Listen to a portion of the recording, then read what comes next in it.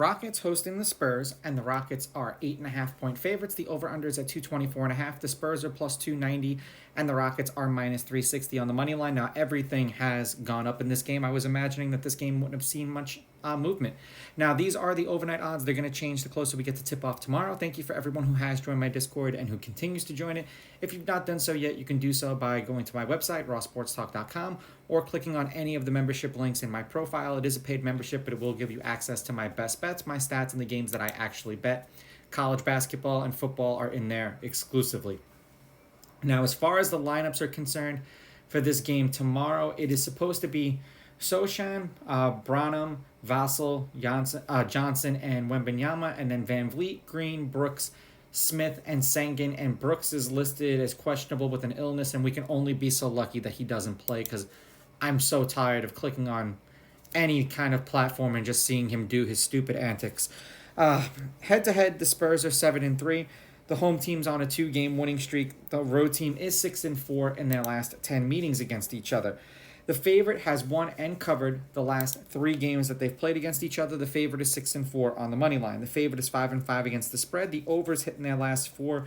The over is 8-2, and the over at 223.5 or at 224.5. Either way is 9-1. And I know the Spurs are on a 16-game losing streak. I knew it was long. I just didn't remember how long off the top of my head. They did play each other once this year, and the Spurs won that game 126-122 in overtime.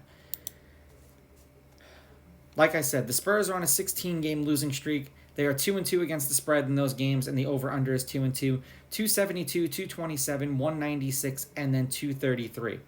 They lost by 2, they lost by 15, they lost by 8, and then they lost by 9.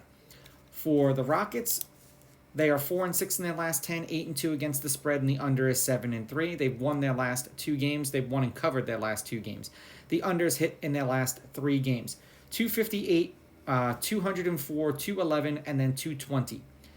They lost by 10. They lost by 10. They lost by 10. Then they won by 9, and then they won by 8. And considering that they can hold the champs, I understand that Joker was shooting terribly from the field in that game.